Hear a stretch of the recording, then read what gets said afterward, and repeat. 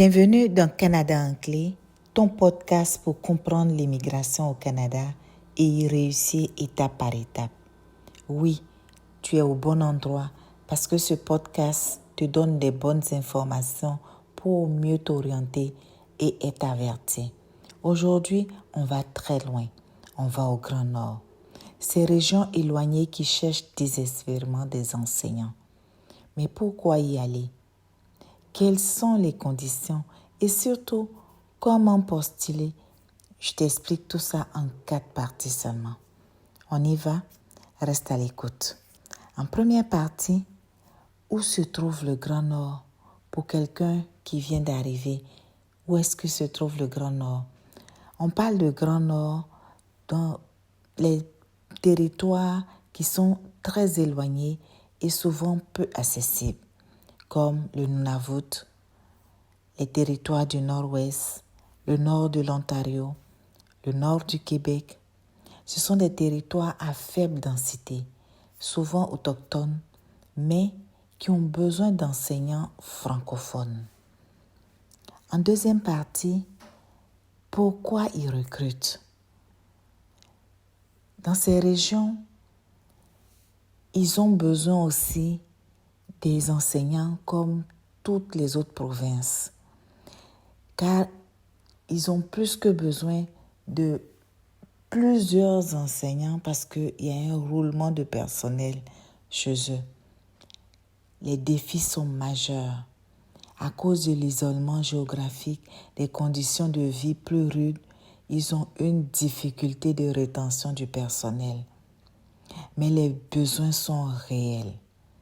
Plusieurs écoles doivent fonctionner avec des enseignants non titulaires, voire à distance faute de personnel. Donc, ils ont vraiment besoin de personnel, c'est crucial. En partie 3, les conditions d'emploi. Si tu es prêt ou prête à t'y rendre, écoute-moi bien. Les logements peuvent être subventionnés ou fournis. Il peut y avoir une prime d'isolement. Ça, il n'y a aucun problème. Ça peut atteindre des milliers de dollars. Il n'y a aucun problème. L'accès à des ressources pédagogiques spécifiques, ça aussi c'est une bonne chose.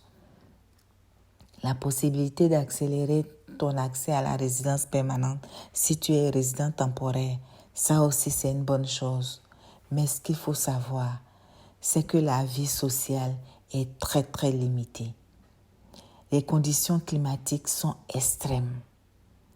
Des évacuations médicales coûtent très cher. Donc, pensez pour prendre une bonne couverture de santé. En partie 4, le processus de recrutement. Tu peux postuler directement sur le site de la commission scolaire. Je t'en donne quelques-uns. La commission scolaire Kativik, la commission scolaire du littoral, le district scolaire francophone des territoires du nord-ouest canadien. Mais prépare d'abord ton CV. Ton permis d'enseignement, tu dois l'avoir. On ne va pas remonter aux conditions d'avoir ton permis, tu le sais déjà. Il faut que tu aies ton permis, même si c'est en région éloignée, il faut que tu aies ton permis d'enseigner. Une lettre de motivation adaptée au contexte nordique.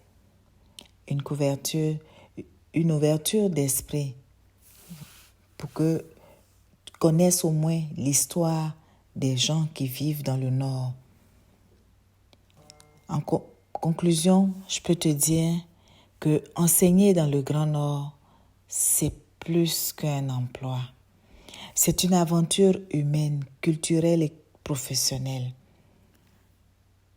Si tu souhaites discuter de ton projet, poser des questions ou simplement être écouté, je suis toujours là. Je t'invite à réserver un moment d'échange personnalisé via mon lien dans la description.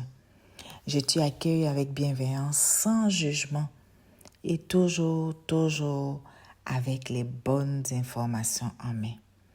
La semaine prochaine, ne manque pas, on parlera des 5 employeurs fiables dans le Grand Nord. Abonne-toi et passe le message à quelqu'un qui en aura besoin. Bye bye.